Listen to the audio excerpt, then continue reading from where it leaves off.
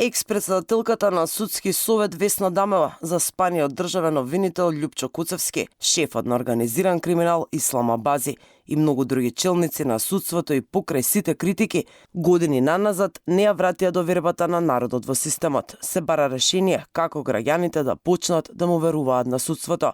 Чистка на кадрите во судството, нови закони, ветинг на судиите и обвинителите или реформи што ќе ги спроведат сегашните функционери на третата власт. Правната фила со различни толкувања за начинот како да се врати довербата на граѓаните во судството, што власта на двоецот СДСМ и ДУИ успеа да ја доведе на ниво на статистичка грешка.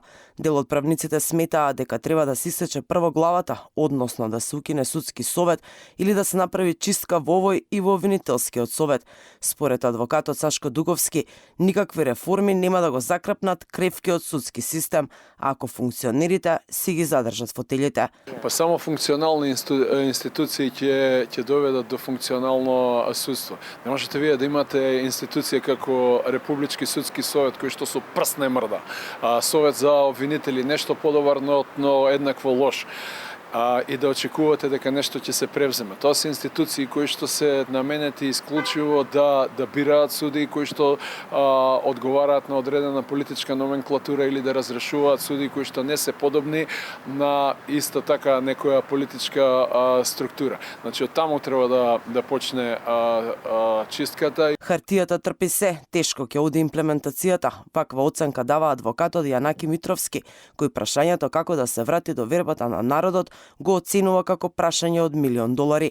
Изминативе години сме виделе челници на судскиот систем кои се истурени партиски играчи, а ако тоа не го решиме, никогаш нема да одиме напред, појаснува адвокатот. Тоа е прашање од милион евра, значи тој што го има одговорот на тоа прашање веројатно би владал многу долго во Македонија. Не е познато дека во минатиот период новата владачка гарнитура начело со премиерот најавува голем број на реформи, меѓутоа и не е непознаница да секоја нова власт најавува реформи, а никако да видиме суштински реформи. Проблемот е во недостигот на политичката култура, комбинирано од ниска доверба на јавноста се должи на прво недостиг на политичка култура и желбата на сите политичари без исклучок да стават рака на судството, комбинирано со недостатокот на интегритет кај судиите кои што ги одмолчуваат овие процеси, не пријавуваат притисоци, не наоѓаат за храброст да се спротивставуваат. Власта месеци наназад бара начини и решенија за трулото судство кое Европската комисија го критикува во сите извештаи.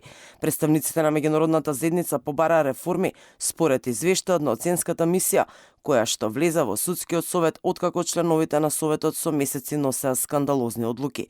За сега јавноста се уште не ги виде препораките со кои што треба да се стави ред. По ова, Министерството за правда организираше дебати на кои што професионалци треба да ги скројат идните реформи и новиот закон за судски совет. И покрај заложбите на владата, неизвестно е како граѓаните повторно ќе почнат да му веруваат на судот и на обвинителството, ако истите луѓе се ги задржат фотелите.